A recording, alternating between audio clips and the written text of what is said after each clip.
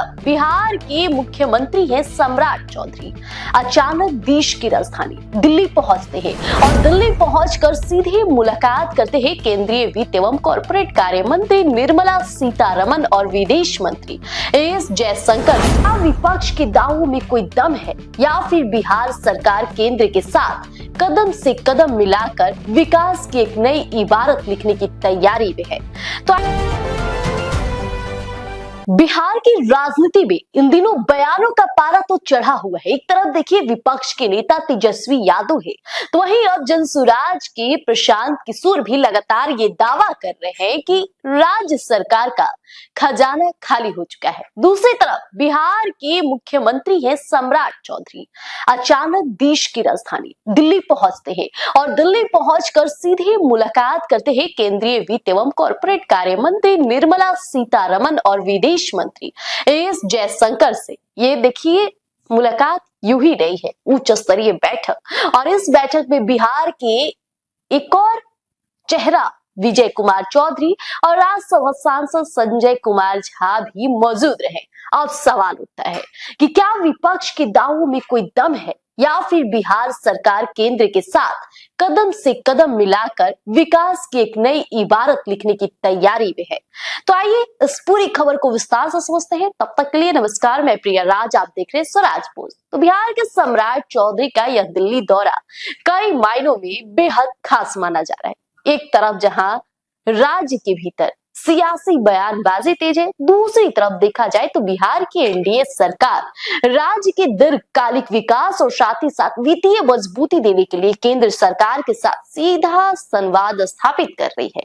तस्वीर बहुत कुछ बयां करती है।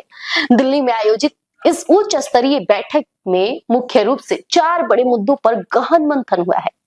भारत नेपाल जल एवं बांध परियोजनाएं। बिहार हर साल देखिए नेपाल से आने वाली नदियों के कारण भीषण बाढ़ का जो सामना करना पड़ता है। इस बैठक में जल प्रबंधन और बांध परियोजनाओं को लेकर विदेश मंत्री एस जयशंकर और केंद्रीय वित्त मंत्री के साथ गंभीर चर्चा हुई है ताकि सीमावर्ती इलाकों को बाढ़ से राहत मिल सके। अब समझिए केंद्रीय बजट और वित्तीय आवंटन को लेकर बिहार के विकास बजट, केंद्र से मिलने वाली जितनी भी वित्तीय सहायता है और बुनियादी ढांचे हैं, इंफ्रास्ट्रक्चर है, उसके लिए फंड जुटाने पर विशेष बातचीत हो रही है।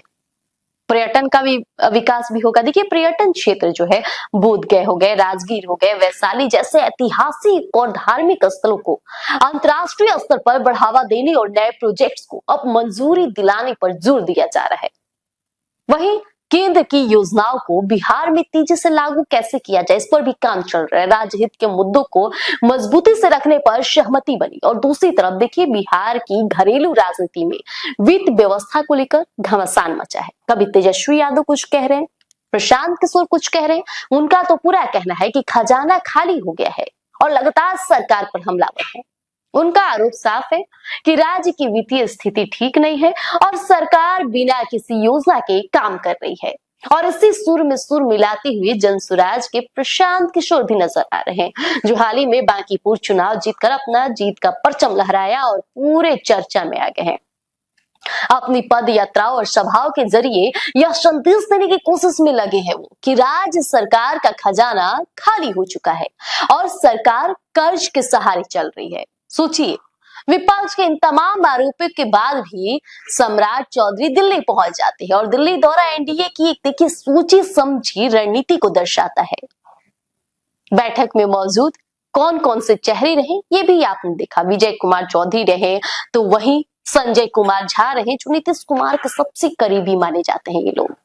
अब बिहार सरकार केंद्र के समक्ष अपने पक्ष को पूरी मजबूती से रख रही है और बैठक का देखिए मुख्य उद्देश्य साफ है कि केंद्र और राज्य के बीच बेहतर समन्वय बनाना, ताकि बिहार में चल रही और प्रस्तावित विकास योजनाओं बजट या फंड की कमी के कारण ना रुक पाए।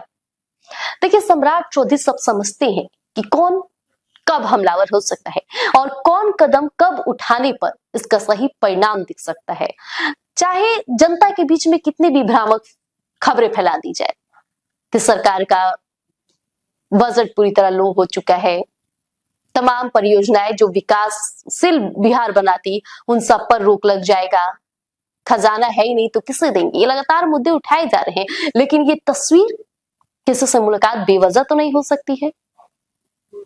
अब दिल्ली दरबार में अपनी सशक्त उपस्थिति से यह तो साबित करने में वो लग चुके हैं कि कोशिश जारी है और बिहार का विकास किसी भी सूरत में नहीं रुकने वाला है।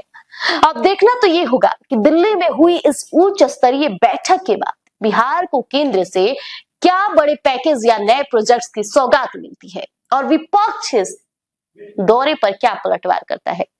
देखिए, राजनीति और विकास से जुड़ी हर खबर हम आप तक पहुंचाएंगे और सच्चाई के साथ, तस्वीर के साथ, सब सनसनीखेज। धन्यवाद। गोल, जहां 28 वर्षों के सफर में 18,000 से भी अधिक छात्रों ने डॉक्टर एवं इंजीनियर बनकर सफलता की ऊंची उड़ान भरे है, जहां साधारण छात्र भी बिहार एवं झारखंड टॉपर बनकर बड़ा इतिहास बना रहे हैं। दूरदर्शी शिक्षाविद श्री विपिन सिंह के मार्गदर्शन में मेडिकल एवं इंजीनियरिंग के लाखों छात्रों के लिए आशा की किरण के रूप में गोल, द रिजल्ट फैक्ट्री